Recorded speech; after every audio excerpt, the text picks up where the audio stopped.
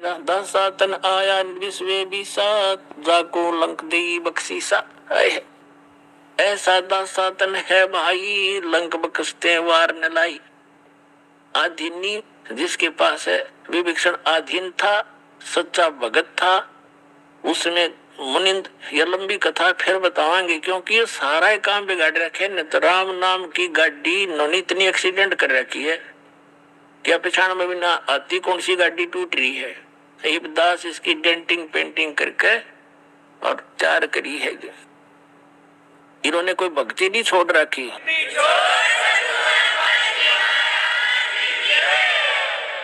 यह भक्ति बल कहाँ गया हाथ लाग रही थी।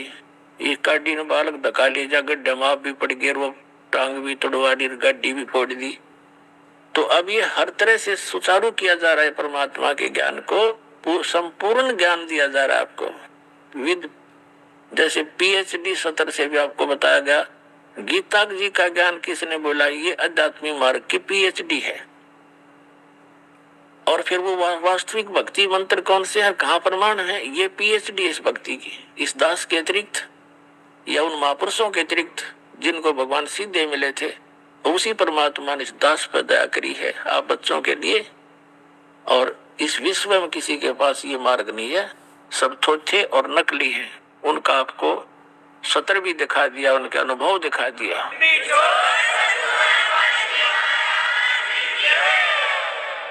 तो कहते हैं आधीनी के पास है पूर्ण ब्रह्म दयाल, मान बढ़ाई खत्म कर दियो बेअदबी सरकाल।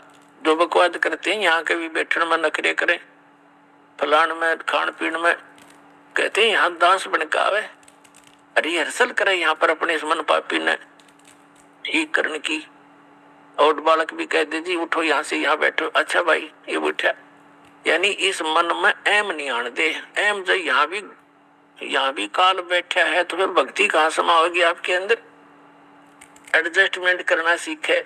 दुख में दुखी हो दूसरे, कोई भाई के पास रजाई नहीं मिली किसी कारण से, तो एडजस्ट करे काजा, इस पर लेट लेंगे, दोनों टाइम पास कर लेंगे। तो साधु ऐसे हुआ करें, नहीं तो फिर उसे हो जैसे वो हर की पैड़ी पे ये तीनों गुण के पुजारी, नान के ऊपर लड़का मर गया मैं पहले नहाऊंगा, हम पहले नहावेंगे, वो नाना गए भूल और कतलेआम कर डाले। तो इस तरह की बुराइयों को भी हमने खत्म करना है, तभी हम भक्त जब बनेंगे, दूसरे के दुख में दुखी होंगे। साधु यहाँ तक पहुंच जाती है व्यक्ति। एक अकाल गिर गया एक समय, और एक सेठ ने भंडारा ला रखा था। एक समय में एक मुट्ठी बाकड़ी चनों को उबाल कर नमक डाल कर उबाल दिया करता था, और आसपास के क्षेत्र के लोगों को वहां से एक मुट्ठी ऐसे भर के दिया करते कि मरे को नहीं, एक मुट्ठी खा लेगा सारे दिन में, 2-4 दिन तक मरते नहीं। फिर वो एक मुट्ठी बाकड़ी सबको देते थे। एक 2-3 दिन का भूखा था, वो पहुंचा था वहां पर, और बाकड़ी लेकर वो बाहर आया था थोड़ी सी दूरी पर, वहां बैठ कर खाऊंगा पानी के साथ कहीं पर। इतने में वो भंडारा बंद हो गया, और दूसरा व्यक्ति उससे भी ज्यादा भूखा था। वो कहने लगा मैं तो मर गया, 5वां दिन हो गया, मुझे कुछ नहीं मिला। वो खुद जो एक मुट्ठी बाकला और 3 दिन का भूखा था, वो कहने लगा ले ये खा ले, तो आधी आधी ले लेंगे। भूखा मरा तो खा गया सारी 2-3 में। बोला कोई बात नहीं, वो सारा उसको दे दिया, खा लो। और आप मर गया, उसको जान बचा दी, आप मर गया। तो पुण्यात्मा साधु संत यहाँ तक होते हैं। मरना क्या था, वो मरा कैसे, वो शरीर छूट गया, अगला जन्म उसमें, अगले ही जन्म में वो पूरी पृथ्वी का राजा बन गया। उस एक मुट्ठी बाकड़ी दूसरे को जीवन दान देकर अपनी जान दे दी। अगले जन्म में वो पूरी पृथ्वी का शासक बन गया।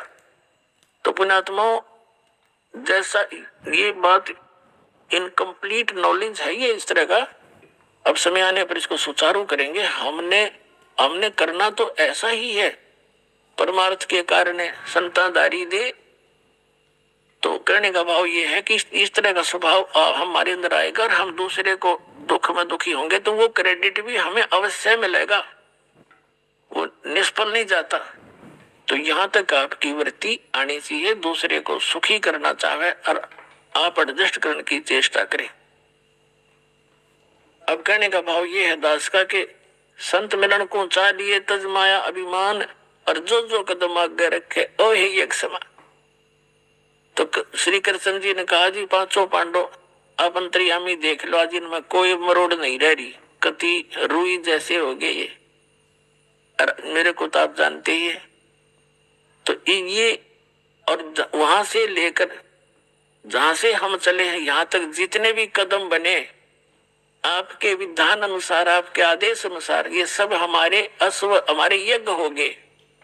100 यज्ञ रख लो, बाकी हमारी झोली में डाल दो। तो कहते हैं साधु भूखा भाव का और धन का भूखा ना। तब परमात्मा बोले सुदर्शन रूप में कि भाई ठीक है, मैं तो तुम्हारी श्रद्धा देखूं था, पर चलो चलते हैं। वहां पर कबीर साहब की यानी सुदर्शन जी की एक सुमरणी टंग रही थी खुट्टी पर, माला, झोपड़ी में माला सुमरणी। और सुदर्शन जी ने कहा कि पहलवान भीम, कहा जी ये मेरी सुमरणी उतारी है, ला खुट्टी पर से उतार कर दे दे मुझे। भीम गया, ऐसे हाथ किया, ना उतरी। मोटे मोटे मुनिया की थी, पहले तगड़े आदमी आ करते 50-50, 40-40, 30-30 फुट ऊंचे तगड़े लंबे, खुट्टी पर टंग रही थी, अच्छे मोटे मोटे मणिये थे। उसने दोनों हाथ ला लिए, ना उतरी, कति पसीने आ गया, टस से मस नहीं हुआ। तो परमात्मा बोले रे पहलवान तूने क्या था, एक का मारू था 6 पर मरे थे, मेरी ताकत युद्ध जीता था, यह सुमरणी ना उतरी थे। ऐसे हाथ किया था उस परमात्मा ने, सुदर्शन जी ने, वो अपने आप उठ के आएगी। अब उनका पेटा भी भरना था कि नरा बाल्मीक ना है, इसमें कुछ शक्ति भी है। तो भीम की चौंध टूट गई और मत्था टेका दोबारा।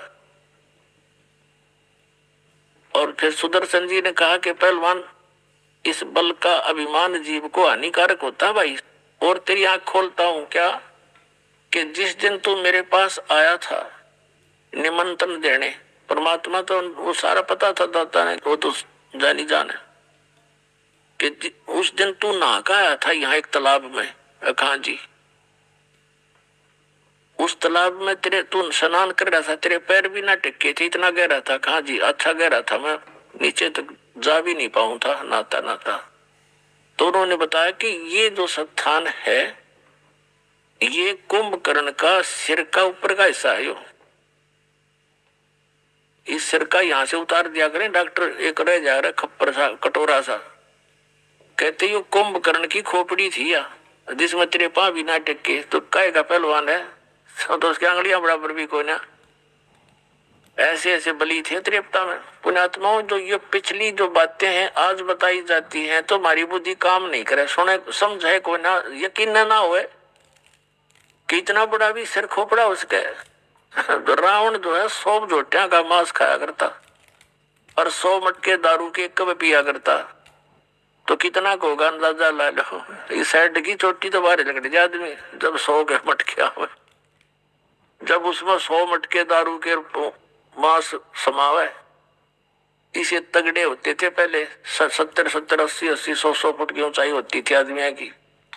सतयुग में, फिर कलयुग में, त्रेता में कुछ कम होगी, द्वापर में उससे कम। हमने देखे, हमसे हमारे जो छोटे छोटे से थे ऐसे ऐसे तगड़े बूढ़े हो रहे थे, वह तगड़े तगड़े फिर भी दिखा करते। उनके विषय में ये चर्चा चला करती कि 5 मन वजन को इसको उठवा दिया करते, सिर पर रख देते थे। मकान पक्के करते थे ना, मकानों की छत देते थे गांव में लकड़ों की, उसके ऊपर कड़ी डालकर, कड़ी के ऊपर बरगे डालकर, फूस डालकर, उसमें मिट्टी डाला करते, तो छत धुआया करते गांव के लोग लाग कर।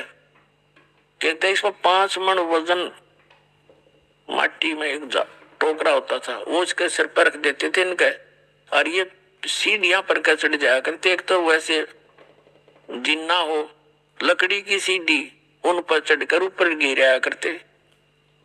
पुण्यात्माओं आज कोई यह बात का करके देखो 5 मन वजन धरती में चिपक जाए आदमी, हाँ पृथ्वी का लाग जा करती धरते हैं। और या ना बच्चे, और वो 100 सैकड़ों को आते उनके राह बताया करते, बोला भाई हम खा भी तक खूब करते। तो ये तो अभी का, इस एवरेज से पीछे चलिए जाइए आप, कितना क्या कर सकते हैं। और आने वाले 200 वर्ष के बाद कोई 20 किलो वजन उठानिया आदमी नहीं रहेगा। और उनको कोई नो कहे कोई 5 मन वजन उठा करता हुआ नो कहे बकवाद ना करे, क्यों झूठ बोल रहे तो वो झूठ तो नहीं होंगी पर उनको अवश्य लगेंगी। तो कहने का भाव ये है, फिर भीम के सारे सक्रिय सीधे हो गए। दिमाग में जो फतूर बढ़ रहा था, कान बोझ का पीछा पीछा हो लिया। महाराज जी मेरा भूल थी या मैं अभिमान कर गया। भाई अभिमान जीव का दुश्मन होता। कहने का भाव ये है कि ले आए वो सुदर्शन जी को ले आए जहां पर यज्ञ मंडप था सबने। अब द्रौपदी को जाकर के श्री कृष्ण जी ने कहा कि बहन भोजन बना, ये महात्मा बड़ा पहुंचे हुए हैं, इनके भोजन खाने से तुम्हारा काम बनेगा। अब द्रौपदी ने सोचा यू घास फूस खानिया आदमी और इसी बढ़िया भोजन बना दूंगी, उंगली चाट